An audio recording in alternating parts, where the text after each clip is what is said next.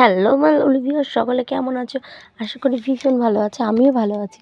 আমি তোমাদের সঙ্গে চলে এলাম একটি ব্লগ শেয়ার করতে।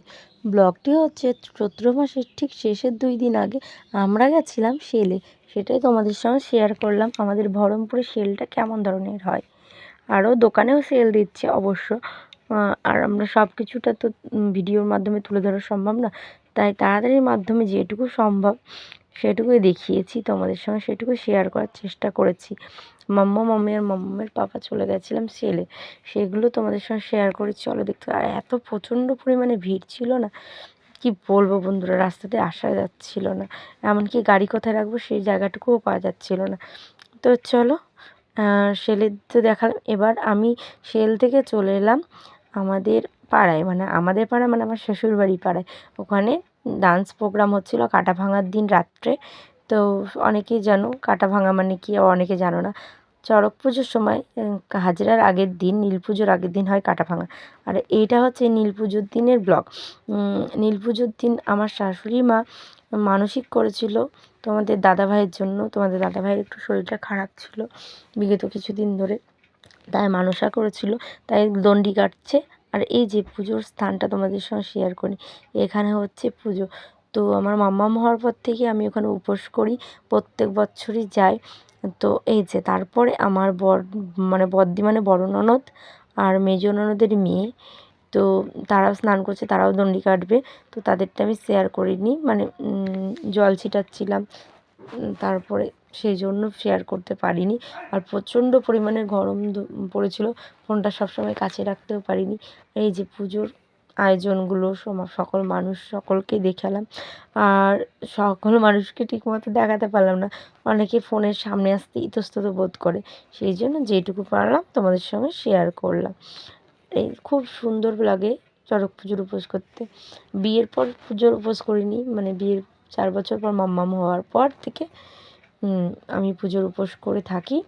আর তোমাদের সঙ্গে সেটা, আর আমি ভোলেনাথকে মানে একদম নিজের বাবার মতন ভাবি। তো ভোলেনাথের উপোস করতে কার না ভালো লাগে বলো।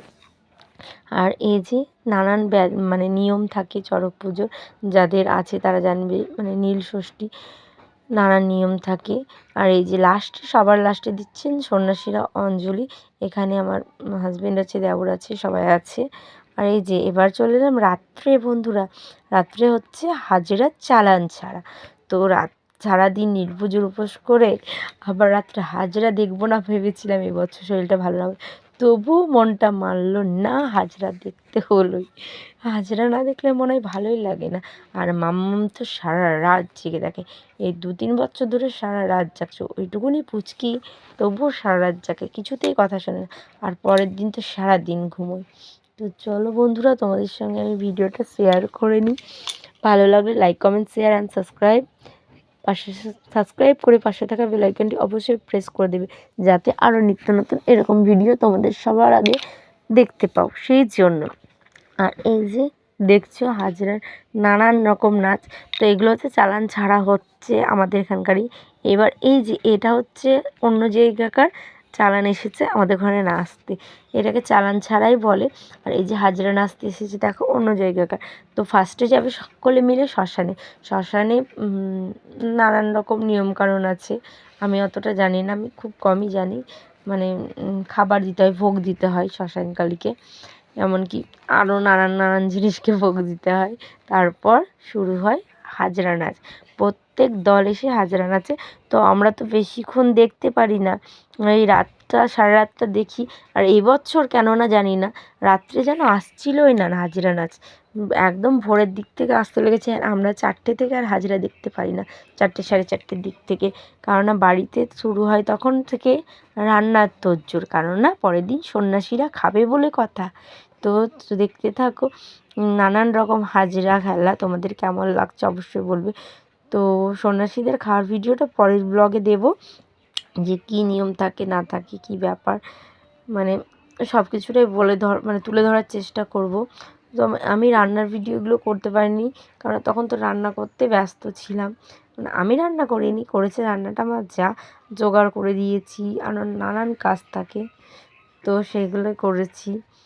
আর এই দেখো সব এক এক রকমের রঙের কালি। চলো বাই বন্ধুরা। ভিডিওটার বড় করলাম, চলো বাই, ভালো থেকো, সুস্থ থেকো আর সাবধানে থেকো, and like, comment, share, subscribe.